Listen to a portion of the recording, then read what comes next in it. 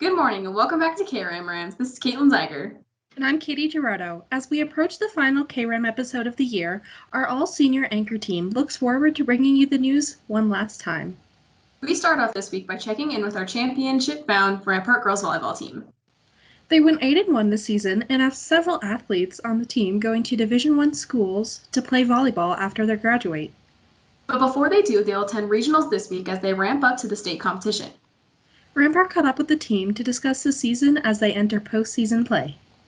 With COVID restrictions, this year's volleyball season was moved to Season C and shortened, but the team is making the most of it. It's been going pretty well. It's been kind of slow lately because we just haven't been able to get very many practices or they get canceled, but for the most part we were having a lot of fun. We're looking really good. I think we have a lot of really high goals for this season just because we did finish so strong last year and we returned a lot of our talent from last year. It's taken a few matches just to kind of get that under our belt and get used to playing with one another, but I really think we're starting to hit our stride now. I really feel like we've all been getting really good together, playing well together as a team. I think our dynamic is really we can focus down really good but also have a really fun time out there. I think our different personalities really mesh together good. There have been many matches canceled or postponed due to COVID-19. This has caused the team some unusual hurdles to get over. We're really far behind as far as how many games we've played. So all of our opponents have played a lot more games than we have.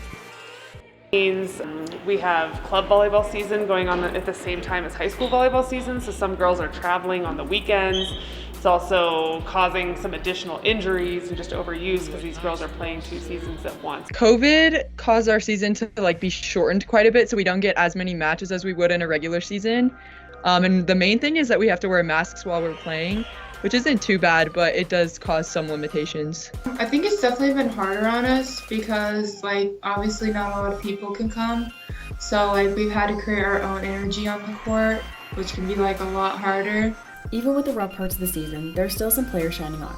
Two players, Angelina Stark and Riley Simpson, have both committed to play Division I volleyball in college. Next fall, Angelina will be attending Penn State University and Riley will be attending Baylor University.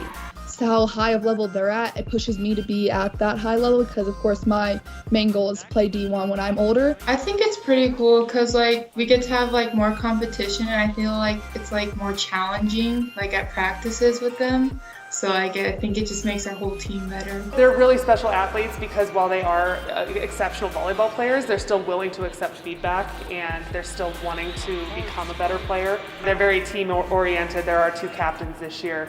So I think that they're just, they add a lot to our team, both with our personality and with our skill. I'm happy they're on our side of the net. It's really nice because, in practice, we're playing against the two best players in the state, in my opinion. I definitely think that we're going to miss the seniors a lot this year. They've had a huge impact on our team, so next year is just going to be a lot different, but it's been really fun. We have two All-American outsides who are seniors this year, so that's going to hurt whenever we lose them. But I also think that we're getting a lot of young players, a lot of that high-level varsity experience this year, which I think will benefit us down the road. Now the girls are in the final piece of their season, as they have won the Pikes Peak Athletic Conference and will be moving on to the regional competition. We wish the team the best of luck in their final matches of the season, and good luck to Riley and Angelina in their college endeavors. This has been Caitlin Zeiger reporting for KRAM. Good luck at regionals, ladies. Prom is this Saturday, so KRAM thought it would be a good idea to catch you up on senior events as they're coming up. Despite the COVID restrictions, there are several events for seniors as we approach graduation on the 25th. Although the beginning of this year appeared bleak when trying to bring seniors together for the usual events, seniors can now look forward to events throughout April and May. We have senior awards coming up. There's, of course, Prom, Peach Fuzz, Mr. and Mrs. Rampart. There's a wide variety of events that we're having in the next few weeks. Got kind of a senior activity day that's planned that'll kind of happen here on campus, up at the football fields and stuff. They're bringing in food trucks and it should be a really just fun day for our seniors. Senior prom, senior walk, and senior celebration. I think senior celebration is included with the senior walk. And senior prom is really interesting how we're pulling it off this year because it's going to be just for seniors and it's going to be outdoors at Security Service Field. The coronavirus has changed the way we learn, but it has also changed the way we celebrate the seniors of Rampart. Well, obviously this year they're going to be social distance. We're going to have to wear masks, and most of them are going to be outside. So prom is going to be in an outdoor venue, as well as graduation, which will be at the D20 Stadium, Hatchell Field. We can't have juniors at the senior prom, which is disappointing for the juniors, but also the seniors didn't get a prom last year. So I understand where they're coming from with just the senior prom and because social distancing guidelines. Some of the things that are a little bit different is we're still having a senior walk event, but we're not really walking to a different part of our community. We're keeping it here on campus, but we're providing an opportunity for seniors to still get together outside and have some fun and food and that kind of stuff. Usually they walk to Cottonwood Park. This year it's gonna, like I said, it's gonna happen here on campus. And they're gonna be broken up into different groups, and same thing for the torch assembly. It's just gonna look different just because of COVID guidelines.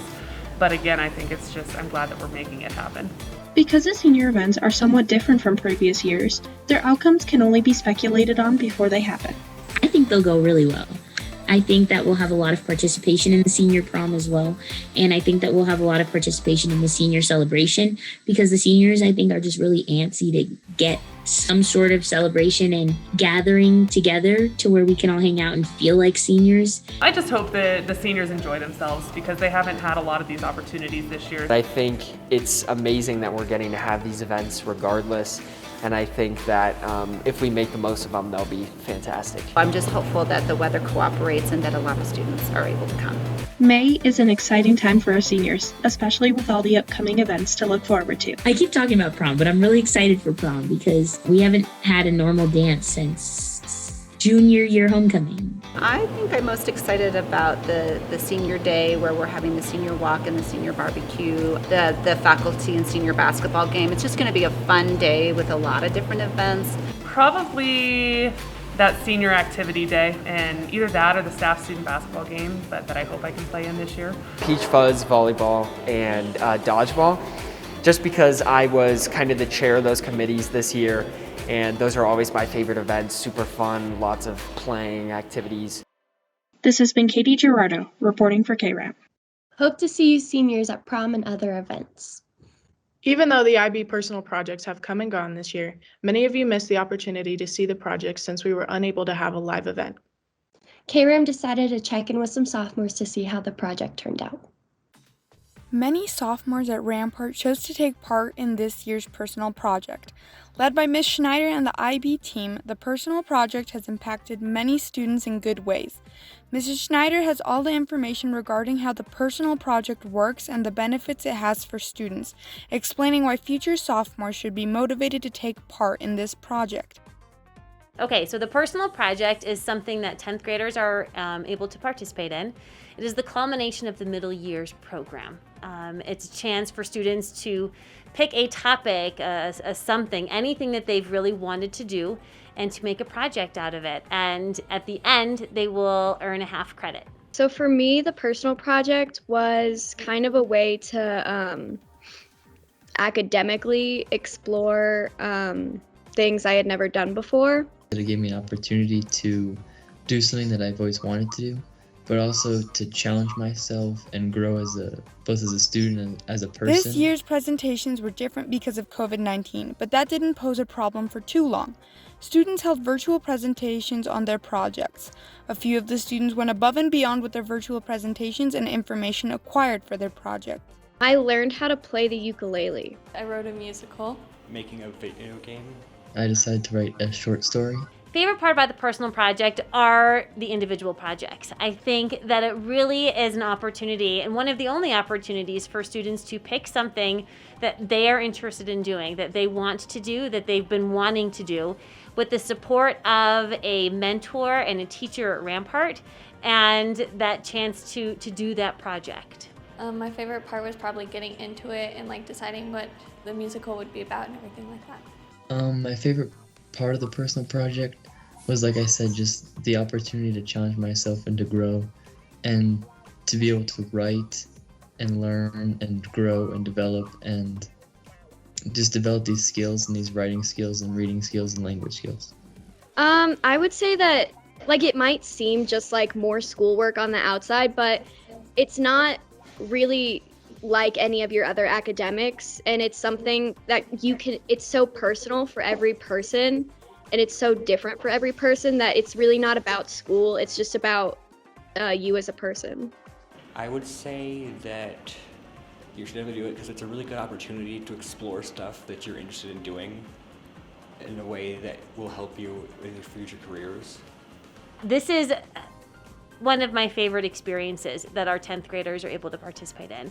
Favorite experiences that our students are able to participate in, because it really is that individualized experience and that project that kids, regardless of what they're interested in, what they want to do, what they want to study, what they enjoy, they're able to make a project with the guidance and the support of Rampart and earning that half credit in the process.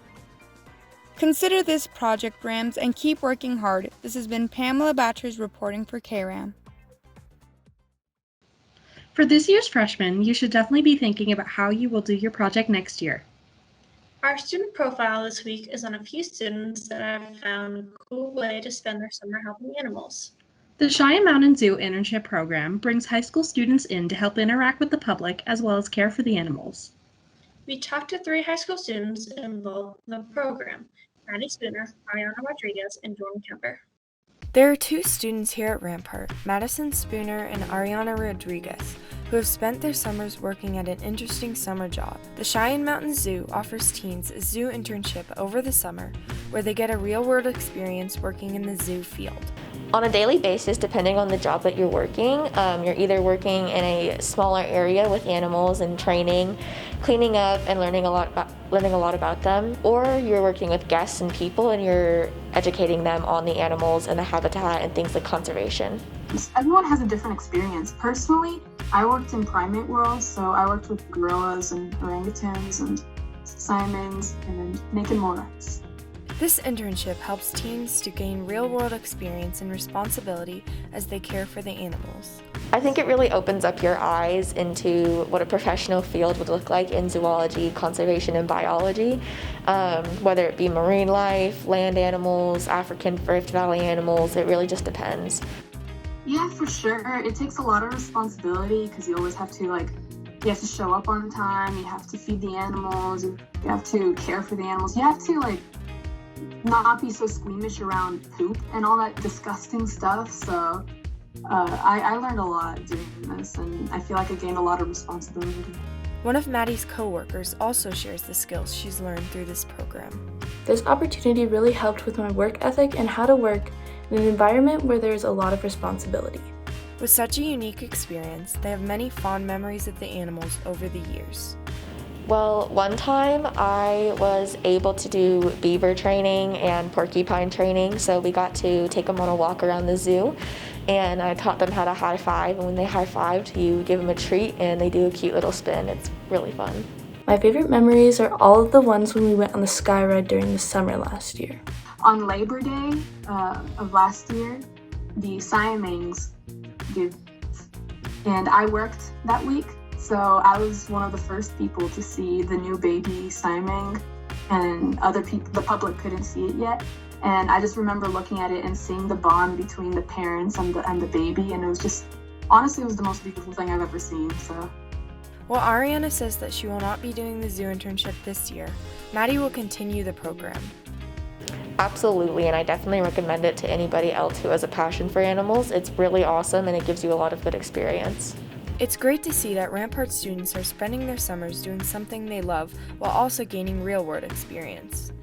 This has been Elia Bono, reporting for KRAM. The zoo has finished taking applications this year, but next year you can look into the program if you are interested. Our student humor piece decided to take a ridiculous view of driving instruction programs. The following segment is in no way serious, so sit back and chuckle as KRAM shows you which driving instruction program to avoid. Hey, you. You want your life to be threatened? You want to disrupt the system? Well, come on down to Smash Up Driving, where, well, we use advanced techniques to cause as much property damage as possible. Driving will be a breeze once you're taken into custody for the 14th time. Here's some opinions from our valued customers. They threw a raw chicken into the middle of the road to brake check me. Like, who does that? He made me drive to Arkansas from Colorado to go get some milk, and he just never came back. So. Okay, I made it back from Arkansas. Thank you. Okay. Okay.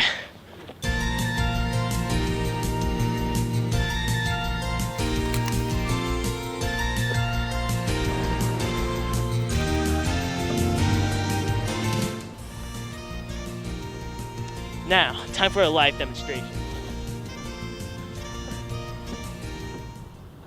Put the key into the ignition, all right? It's red. That means go. Allow me to demonstrate.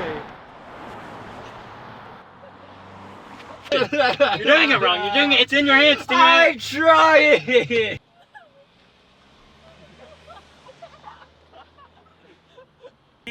Wheel. Okay. Wheel. All right.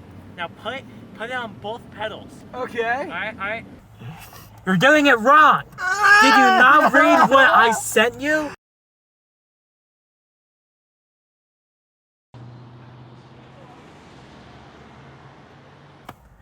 Floor it. Okay. Floor. Come on. I don't think the keys are in the ignition. I don't care. Go.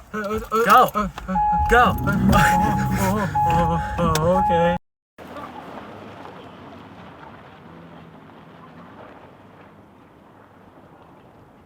That's how you cross the road with safety first. I didn't tell him to do that. That's a little far, dude. See you next time.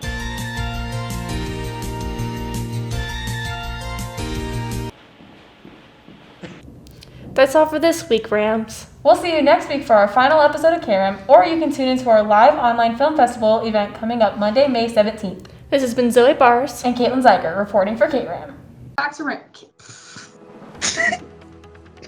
Can I just leave? Participated to see how the projects turned out. You're crushing it. Driving.